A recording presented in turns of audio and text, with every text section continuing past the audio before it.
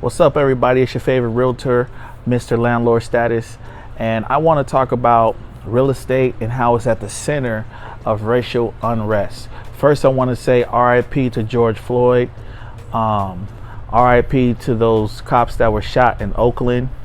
I heard one got shot and one actually got killed. I just want to say, look, man, I'm angry just like you, black people, minorities across the world, actually, because I seen protests even in the UK. I'm angry, I'm upset. Trust me, I feel just like you. Deep down in my heart, I think I'm out there tearing up stuff, wanting to break something too. I'm frustrated. I got anxiety just like you. But my DNA will not allow me to act in a violent way. I learned in the past, if I want to get something done, I fight like this now with paper. I fight like this now because I learned in the past that I can mess up someone's life more this way. I can get even this way and this way way more than I can get even this way. So, man, I just want to, keep those families in mind. George Floyd, shout out to Steven Jackson. I know he's been on Facebook saying that's his brother. Everybody in Minnesota, St. Paul, everybody across the world, Oakland, that's my old home, Atlanta, all the cities, even Yuma, we're out here protesting. So I'm with you guys. Trust me, I'm with you. I feel you. But that is not the way that I fight. The way that I fight is through education. I spent 13 years wearing a badge. I spent 7 years inside a detention center. I spent 6 years as a Yuma County deputy at the Yuma County Sheriff's Office. So I know what it's like to be a cop. I know what it's like to be a cop and have a black man killed and be angry while at the same time being a cop and being miles and miles away from an incident like Trayvon Martin. So I've been there. Then I know the other side of it, the real estate side. I know how real estate is in the center of this whole thing. And I'm so glad that you guys tuned in. I'm so glad that you guys turned on this video because I'm about to educate you about real estate. And if you don't know about real estate, you don't know about racism. So let's go. All right, so let's get into it. Let's talk about how real estate is at the center of all this racial unrest. First of all, before I can go further, I got to talk a little bit about history. In 1934, President Franklin Roosevelt, he signed a bill which basically allowed more middle-class people to buy houses through financing. This started the whole banking institution on financing homes and lenders financing homes. But hold up. With the FHA, which is the Federal Housing Administration, and the VA, which is the Veterans Administration, for 30 years, I want you to say that to yourself, 30 years, they've only allowed 98% of the money to go to white families and less than 2% of the money to be divvied up between all the other races, all the other minorities. So why is this a big deal? It's a big deal because this was the way they sneakily created segregation in the North as well as segregation in the South without it being laws. So in 1968, Martin Luther King passed away. And, well, he didn't pass away. We all know he got assassinated because that's what they did to all of our leaders. But in 1968, when Martin Luther King was assassinated, John F. Kennedy passed a law called the Fair Housing Act. And basically, you can wipe your butt with the Fair Housing Act because that was barely followed. Like, it followed at all. And that was supposed to provide people with basically fair housing.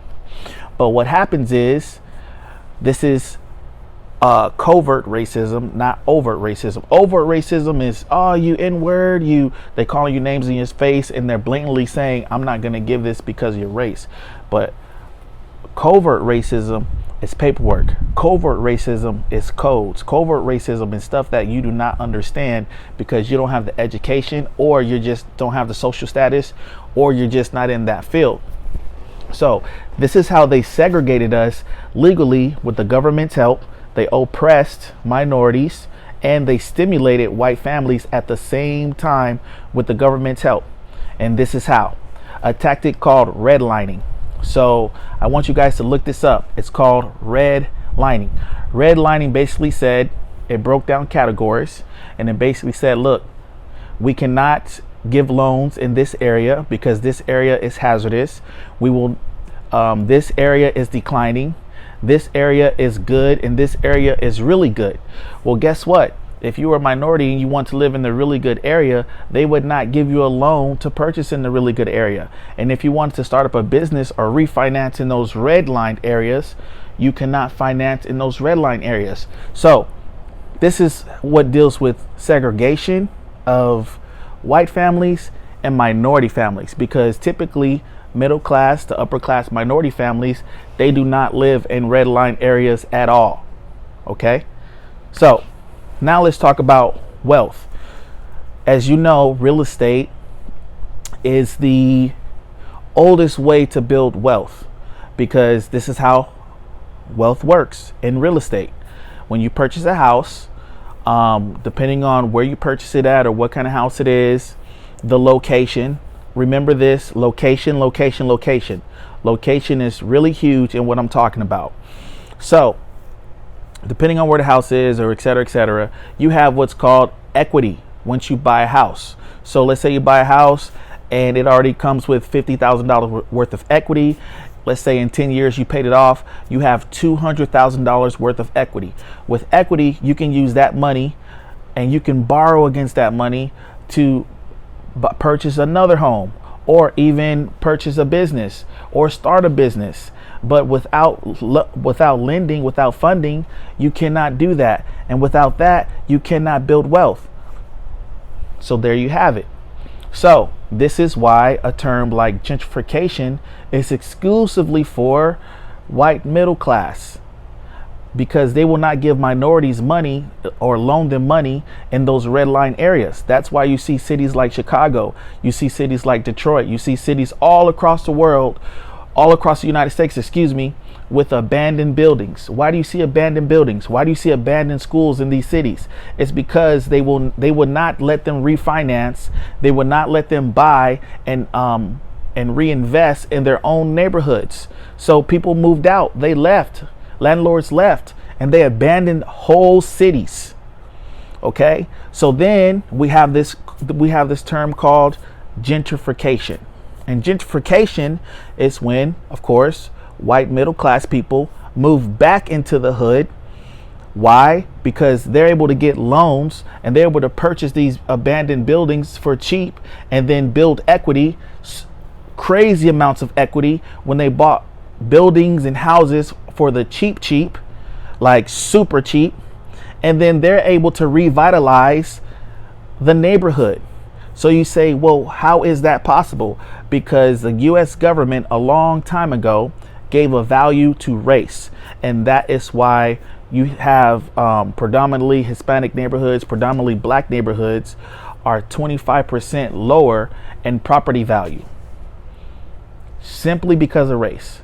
Not because they don't pay their mortgage on time, not because of whatever thing you might have in your head, but simply because of race. So redlining is the key word. Redlining segregated Northern America, all of America. And they did it with the help of the government and the help of the banking industry, lending industry, and real estate industry. Because if you were looking for a house, a lot of times realtors, if you're a person of color, they would not show you the good homes with the good equity in the white neighborhoods. They would only show you houses where they thought you were going to get approved for, that you can buy, not based off of income, not based off of credit, exclusively based off of race. Point blank, period. And even to this day, those practices are being done. In 2015 in Kansas City, a banking company was found guilty of redlining in 2015. Think about that. 2015, a company got sued for continuing to practice redlining. That's only 5 years ago. So let's talk about education. Back when I was growing up, they were so strict on districts and jurisdiction that if you try to sneak your kid into another school, outside of a district that you live in, you can even be arrested. Why do you think that is?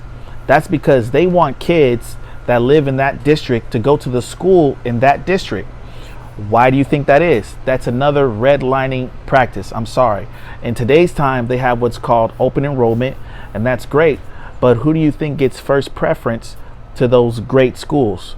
And that's going to be the kids that live in that area, not the kids that live outside of that area, especially if the kids that live outside of that area live in the redlined areas. So let's talk about the schools in the redlined areas, or the hazardous areas, or the declining areas. If you can't get a loan and purchase a house, which was government operated, which was banking institution operated, if you cannot get a loan, if you cannot refinance, if you cannot revitalize your community, if you cannot own the property, then property tax cannot be put into the school. And if the school is crummy, then property value goes down, and they just work against each other all day long until you basically have nothing.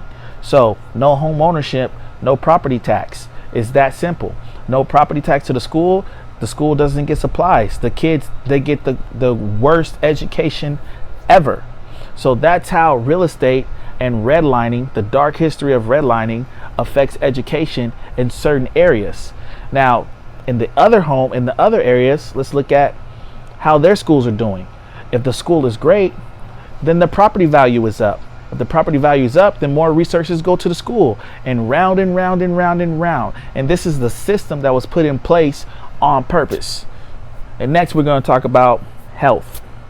Okay, so how does this translate into health?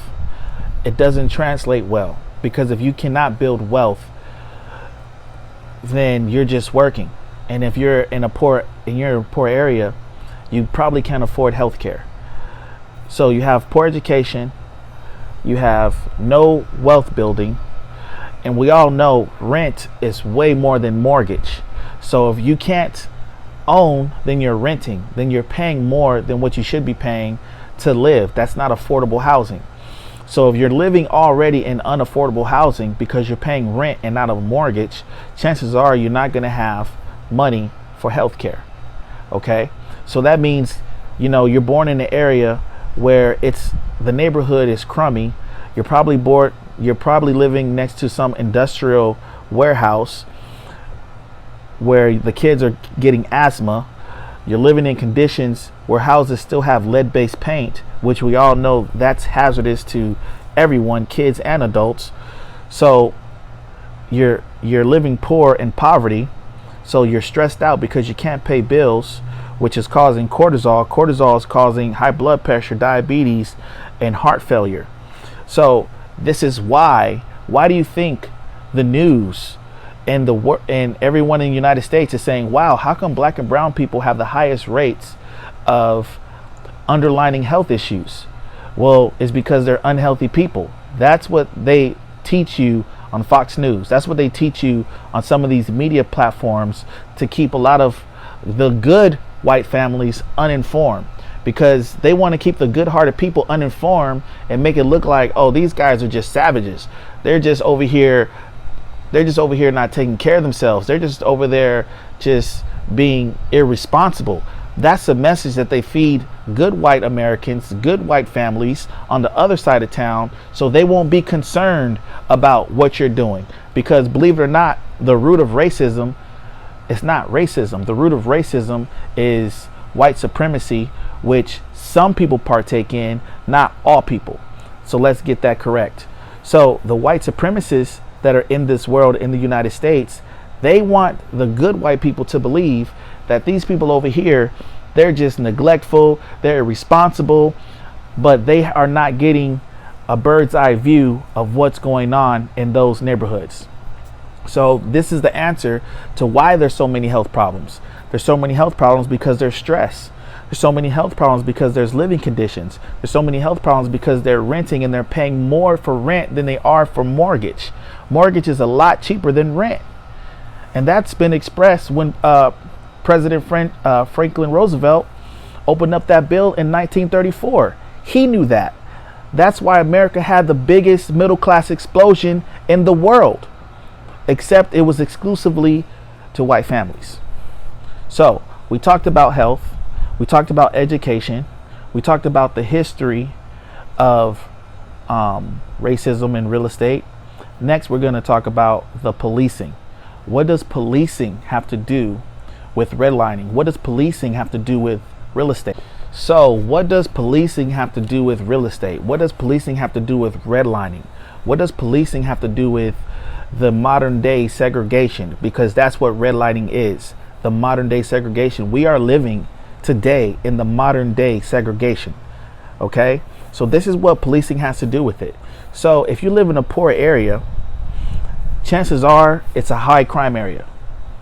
Even though studies have shown that white people do just as many drugs as black people, just to show, even though studies have said, you know, white people commit just as many crimes as other minorities, but in the minority neighborhoods, it's considered high crime areas.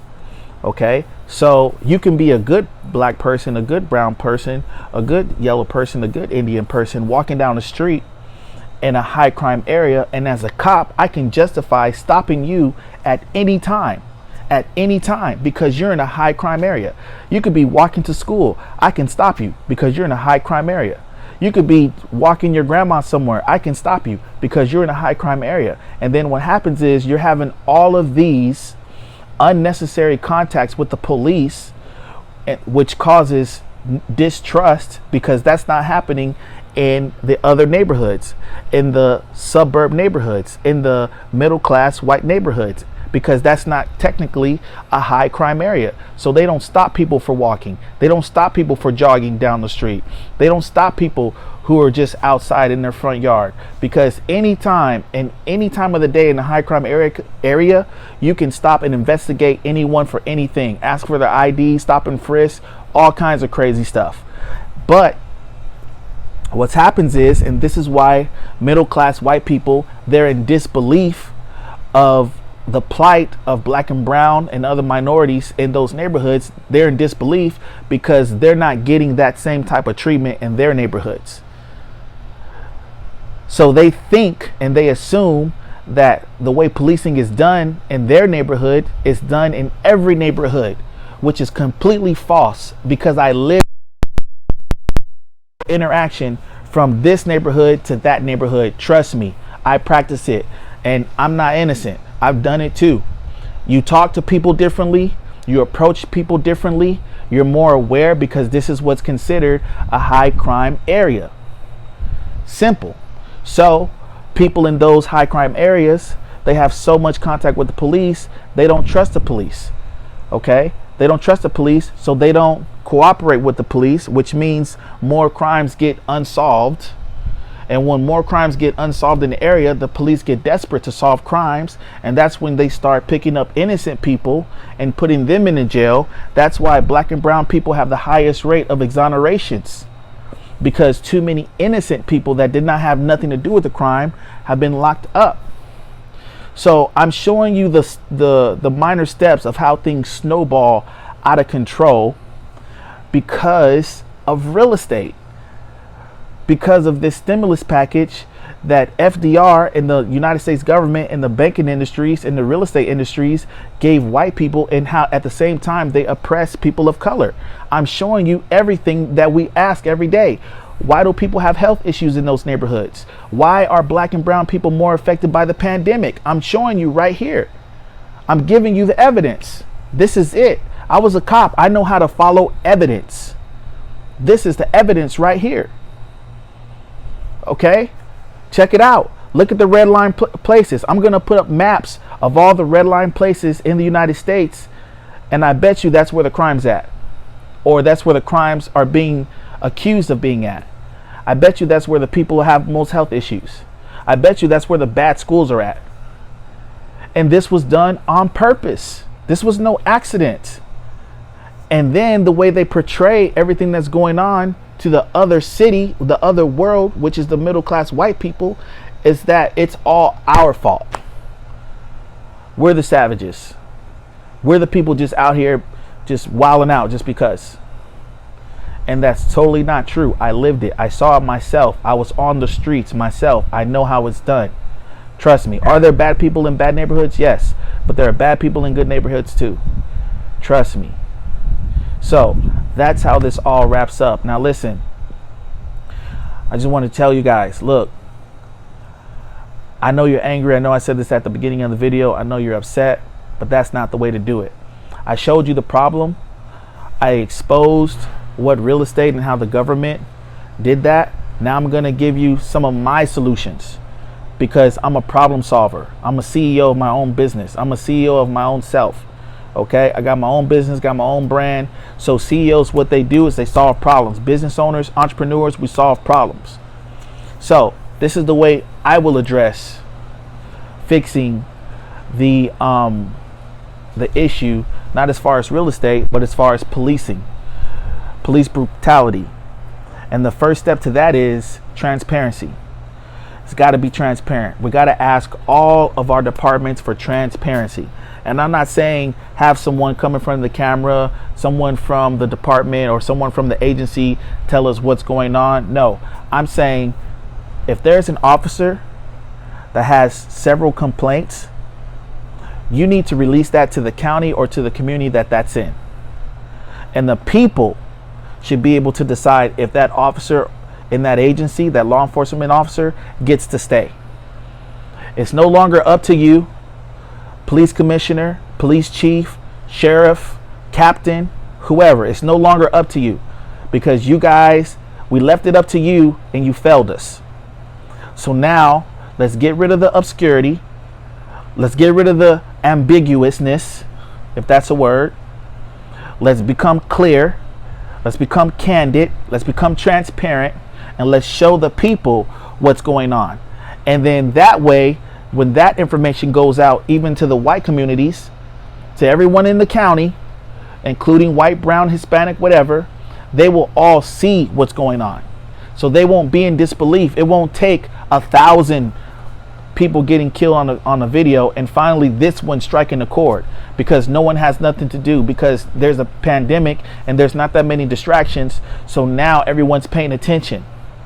No, release that information out to everyone. Another thing, to stop redlining, to stop the modern day segregation, we need to have transparency on credit.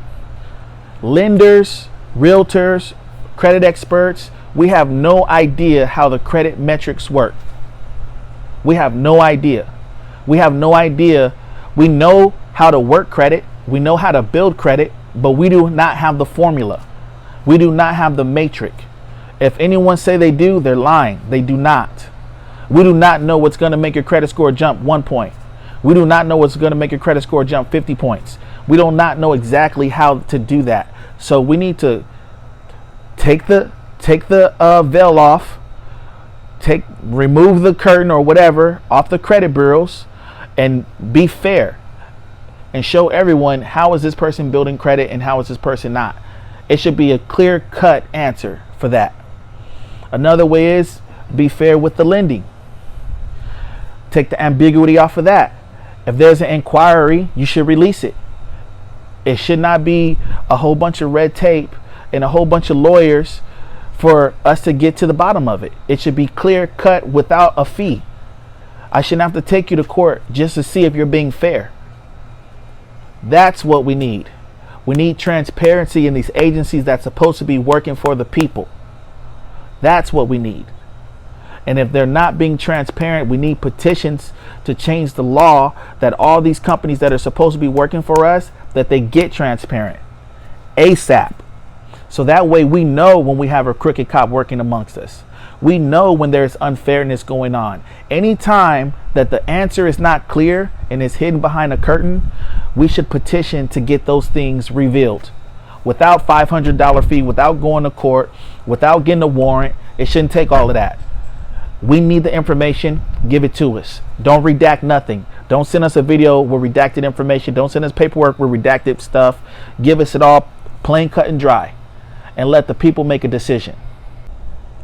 So, for all you people out there that watch this video, I just want you to know, my white people, I love y'all, my black people. I love y'all, my Mexican people, my Latinos. I love y'all, my Asian brothers and sisters. I love y'all, my Native Americans. I love y'all, Indian, Middle East, all of y'all. I love y'all. I did this video for you, and I'm with you. And this is the best way I know how to fight, which is educate you guys, man, and show you what's really going on. But before I leave, I do want to touch on one more weapon that is not necessarily related to real estate, but it's a weapon that's being used not against us, but against the white middle class, and that is the media. All these false reports, all this news of, you know, dropping the autopsy, downplaying everything that's been happening to us, that's propaganda that's been used on them because they're the majority. So these outlets are actually insulting their intelligence. They're propagandizing them. They're giving them false information because they don't want them to care about what's going on to us. So that's why it's important to continue to videotape. It's important to continue to tell your story. It's important to make out real estate on the digital platforms. If you don't have real estate like in real life, then make a real estate platform in a digital world. That's my advice to you. And I hope this video was helpful. I hope that it came off in a loving way. I hope that it came off in a way that shows that I care about y'all. I hope it wasn't too aggressive. I hope it wasn't too intense.